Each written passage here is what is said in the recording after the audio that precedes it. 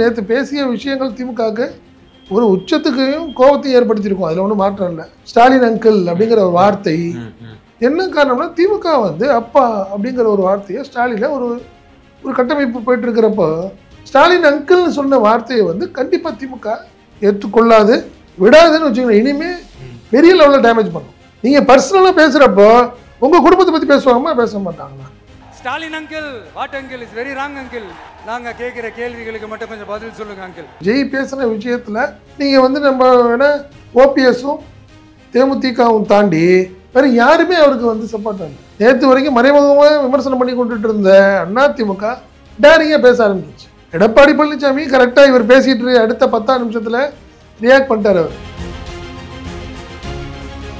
ஒரு இந்துத்துவா ஆர்எஸ்எஸ் பேக்கிங்கில் உள்ள பிஜேபி எப்படி நீங்கள் ஜோசப் விஜய்ங்கிற ஒரு அடையாளத்தில் உள்ள பூந்து கிறிஸ்டின் வாக்குகளையும் இஸ்லாமிய வாக்குகளையும் மட்டுமே நீங்கள் வந்து குறிவைத்து நீங்கள் பண்ணுறத பிஜேபி ஒரு காலத்துலையும் உங்களை ஏற்றுக்காது. இன்னைக்கு வேணா விட்டு கொடுக்கணும், இப்படி பேசாமல் விட்டுட்டு இருக்கோம். நீங்கள் அடுத்த ஸ்டேஜுக்கு போகிறப்போ உங்களை விட்டுருமா பிஜேபி? ஸோ நம்ம திமுக ஆல்ரெடி உங்களை டேமேஜ் பண்ணிடும், விடாது. அதிமுக பேச ஆரம்பிச்சிருச்சு, பிஜேபி உங்களை விடாது.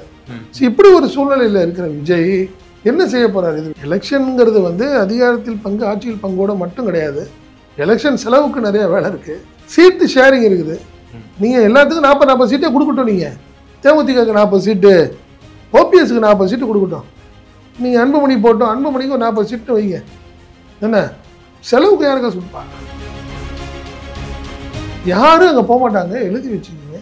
ஓபிஎஸ்ஐ தவிர எனக்கு தெரிஞ்சு டிடிவி போகலாம். டிடிவியை தாண்டி காரணம் என்னென்னா, அவங்க 2 பேருக்கும் அதிமுக பாஜக கூட்டணியில் மரியாதை இல்லை, சரியான சூழ்நிலை இல்லை, அதனால வெளியே போவாங்க, அவ்வளோதான். டிடிவியும் சரி ஓபிஎஸும் விஜய் முதல்வராக ஏற்றுக்கொண்டு போவார்களாங்கிறது கூட ஒரு கேள்விக்குறிதான்.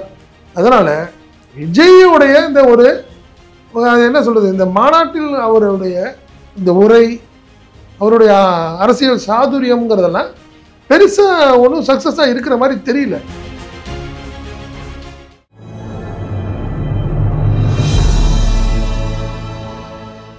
தமிழ் நியூஸ் பார்வையாளர்களுக்கு அன்பு வணக்கம். இன்றைய நேர்காணலில் நம்மோடு இணைந்திருப்பவர் தமிழ் நியூஸோட ஆசிரியர் மற்றும் பத்திரிகையாளர் திரு செந்தில் சார். சார் வணக்கம். வணக்கம் ஐக்கியம். வணக்கம் சார். தாவேக்காவுடைய இந்த மாநாடு நேற்று தான் முடிஞ்சிச்சு.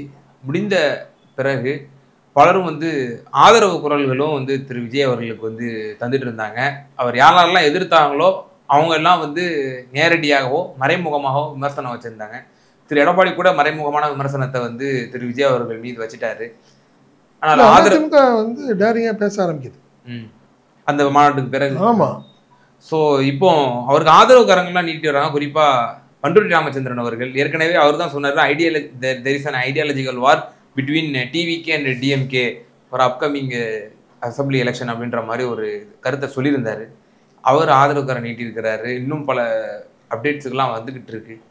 ராமச்சந்திரன் அவர்களுடைய இந்த ஆதரவு முதற்கட்ட பாருங்க. இல்லை, நீங்கள் அதாவது அதிமுக விட்டு வெளியே வந்துட்டாங்க. அதிமுக பாஜக கூட்டணியிலேருந்து ஓபிஎஸ் வெளியே வந்துட்டார். நீங்கள் அமித்ஷா திருநெல்வேலிக்கு வர்றப்ப கூட அது பெருசாக போன முறை ஒரு முறை பார்க்கலாம் அப்படி இப்படின்னு சொல்லிட்டு இருந்த ஓபிஎஸ் வந்து இந்த முறை அதுக்கான முயற்சியும் இல்லை. பிஜேபியும் அது பெருசாக கண்டுக்கலை, யாரை ஓபிஎஸ்ஸை கண்டுக்கலை. ஸோ அதனால் அமித்ஷா அதாவது வெளியே வந்தது தான் அப்படிங்கிற ஒரு சூழ்நிலை தான் இன்றைக்கி ஓபிஎஸ்க்கு இருக்குன்னு வச்சுக்கோங்க. ஸோ இந்த சூழ்நிலையை பொறுத்த வரைக்கும் பார்க்குறப்ப பார்த்தா ஓபிஎஸ்க்கு வேறு ஆப்ஷனே இல்லையே அரசியலில். அப்படி தான் நம்ம வந்து பண்டூரி ராமச்சந்திரன் வந்து பெரிய சாணக்கியத்தனமாக ஒரு முடிவு எடுக்கிறாருங்கிறதுலாம் இல்லை, பெரிய ஒரு ஆப்ஷனே கிடையாது ஓபிஎஸ்க்கு. ஸோ வேறு வழி இல்லாமல் விஜய்கிட்ட போவார், அதில் மாற்றுக்கிறது கிடையாதுன்னு வச்சுக்கலேன். அதனால தான் அதாவதுங்க விஜய் நேற்று பேசுகிற விஷயங்களை எம்ஜிஆரை பற்றி பேசினார். ஆமாம், ஏற்கனவே கருப்பு எம்ஜிஆர்னு சொன்னாங்க விஜயகாந்தை, எல்லாத்துக்கும் தெரியும். இன்னும் பார்த்தீங்கன்னா கமலஹாசன் மக்கள் நீதி மையம் நான் வந்து எம்ஜிஆரின் அன்பு தம்பின்னு சொன்னார். நான் பக்கத்தில் இருந்து அவர் மடியில் வளர்ந்தவன் நான் அப்படின்னு சொல்லி பார்த்தாரு. இன்றைக்கி நான் எம்ஜிஆர் நான் பழகலை, நான் இன்னைக்கு விஜயகாந்தோட பழகினேங்கிறதெல்லாம் வந்து அரசியல் தரமாக இருக்குது. இதை யாரும் பெருசாலாம் சீரியஸாக எடுத்துக்கலன்னு வச்சுக்கோங்களேன். என்ன ஒன்று பிரேமலதாவும் என்ன சொல்லியிருக்காங்க அப்படின்னு பார்த்தா தேமுதிகவும் அதை வந்து வரவேற்குது. அந்த ஒரு வார்த்தையை என்ன சொல்லுது, எங்கள் வீட்டு பிள்ளை அவர் அப்படிங்கிறதையும் அதிகாரத்திலையும் பங்கு, ஆட்சியிலையும் பங்குங்கிறத நாங்கள் வரவேற்கிறோங்கிறத தேமுதிக சொல்லியிருக்கு. இதெல்லாமே வச்சு கூட்டணியையோ உடனே எல்லாம் ஒன்றா சேர்ந்துருவாங்கலாம் சொல்ல முடியாது. ஒரு விஷயத்தில் பார்த்தீங்கன்னா விஜய் பேசின விஷயத்தில் நீங்கள் வந்து நம்ம வேணா ஓபிஎஸும் தேமுதிகவும் தாண்டி வேறு யாருமே அவருக்கு வந்து சப்போர்ட் இல்லை. நேற்று வரைக்கும் மறைமுகமாக விமர்சனம் பண்ணி கொண்டுட்டு இருந்த அதிமுக டேரிங்காக பேச ஆரம்பிச்சிருச்சு. எடப்பாடி பழனிசாமி கரெக்டாக இவர் பேசிட்டு அடுத்த 10 நிமிஷத்தில் ரியாக்ட் பண்ணிட்டார். அவர் இன்னும் வச்சுங்களேன், அதில் ஒன்றும் மாற்றம் கிடையாது. ரியாக்ட் பண்ணிட்டாரு. என்னது விவரம் தெரியாமல் பேசிகிட்டு இருக்காரு விஜய் அப்படிங்கிறத தெளிவாக சொல்லிட்டாரு. ஆனால் முடிஞ்ச உடனேயே ஆட்டோமேட்டிக்காக இன்றைக்கி ஆர்வி உதயகுமார் என்ன சொல்லிட்டாரு, அரசியல் தெரியல அவருக்கு என்ன அப்படின்னு விமர்சனம் பண்ண ஆரம்பிச்சிருது. திமுகவை ஏற்கனவே அவர் விமர்சனம் பண்ணிக்கிட்டே இருக்கார்.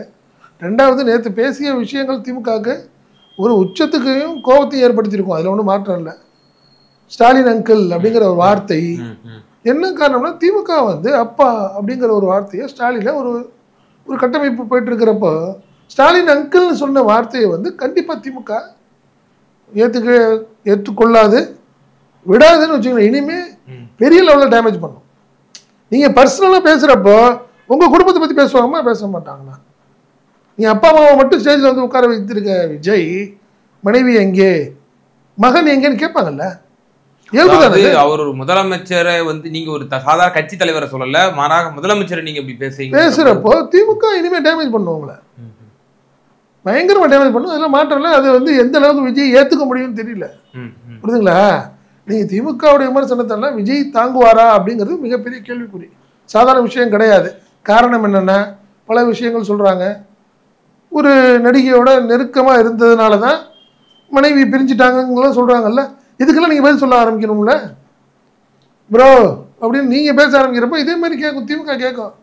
விஜய் ப்ரோ பதில் சொல்லுங்க ப்ரோ, எங்கே மனைவி எங்கே போனாங்க ப்ரோ அப்படின்னு கேட்கும். அதுக்கெல்லாம் நீங்கள் பதில் சொல்லணும், அதுக்கு தயாராக இருந்துக்கணும். ஏன்னா நீங்கள் அடுத்தவங்களை விமர்சனம் பண்ணுறப்போ ஒரு கூட்டம் கைத்தட்டுறப்போ இதே மாதிரி உங்களை விமர்சனம் பண்ணுறப்போ கைத்தட்டி ரசிப்பாங்க. அதெல்லாம் நீங்கள் டாலரேட் பண்ணணும். அதே மாதிரி பிஜேபி அவ்வளோ ஈஸியாக விடாது. ஏனென்றால் நீங்கள் நல்லா பார்த்துங்க, சிறுபான்மை சமூகத்தை சார்ந்து அந்த வாக்குகளை மட்டுமே மையப்படுத்தி நீங்கள் அரசியல் பண்ணால் பிஜேபி ஒரு காலத்தில் ஏற்றுக்காது. ஒரு இந்துத்துவா ஆர்எஸ்எஸ் பேக்கிங்கில் உள்ள பிஜேபி எப்படி நீங்கள் வந்து நீங்கள் ஜோசப் விஜய்ங்கிற ஒரு அடையாளத்தில் உள்ள பூந்து கிறிஸ்டின் வாக்குகளையும் இஸ்லாமிய வாக்குகளையும் மட்டுமே நீங்கள் வந்து குறிவைத்து நீங்கள் பண்ணுறத பிஜேபி ஒரு காலத்தில் உங்களை ஏற்றுக்காது. இன்னைக்கு வேணால் விட்டு கொடுக்கும், இப்படி பேசாமல் விட்டுட்ருக்கோம். நீங்கள் அடுத்த ஸ்டேஜுக்கு போகிறப்போ உங்களை விட்டுருமா பிஜேபி? நீங்கள் பாருங்கள், நீ இது வரைக்கும் அவங்க வந்து இந்த மிஷனரிஸனுடைய ஃபண்டிங்கில் ஆரம்பித்து எல்லாத்தையும் டேமேஜ் பண்ணியிருக்கு பிஜேபி. இந்த கடந்த 15 வருடங்களாக பார்த்தீங்கன்னா கிறிஸ்தவ மிஷனரிகளுக்கு வெளிநாடுகளில் வந்த பணம் விஷயத்துலேருந்து எல்லாத்துலேயுமே வந்து அவங்க வந்து கைவிச்சிட்டாங்க. ஜோசப் விஜய் வளர்றதை வந்து ரசிக்குமா பிஜேபி? கூட வேற ஆதவ அர்ஜுனா வேற இருக்கிறாரு, அந்த சமூகத்தை சார்ந்தது. இல்லை, அதுதான் சொல்றேன். இந்த மாதிரி ஒரு சூழ்நிலைகள் வர்றப்போ ஒரு காலத்திலையும் நம்ம திமுக ஆல்ரெடி உங்களை டேமேஜ் பண்ணிடும், விடாது. அதிமுக பேச ஆரம்பிச்சிருச்சு, பிஜேபி உங்களை விடாது. இப்படி ஒரு சூழ்நிலையில் இருக்கிற விஜய் என்ன செய்ய போறாரு?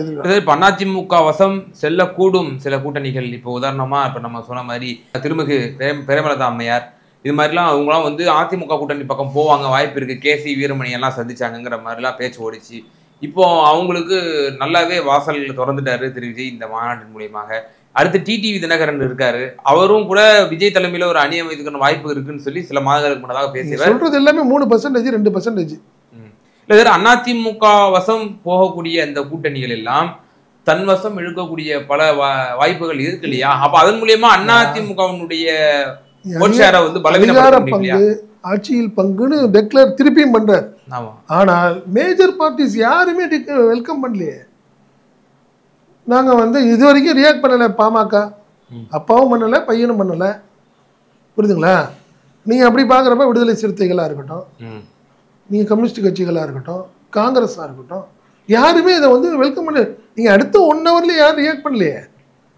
கிட்டத்தட்ட 12 மணி நேரத்துக்கு மேலே யாரும் இது வரைக்கும் ரியாக்ட் பண்ணலையே, அதை வரவேற்கலையே.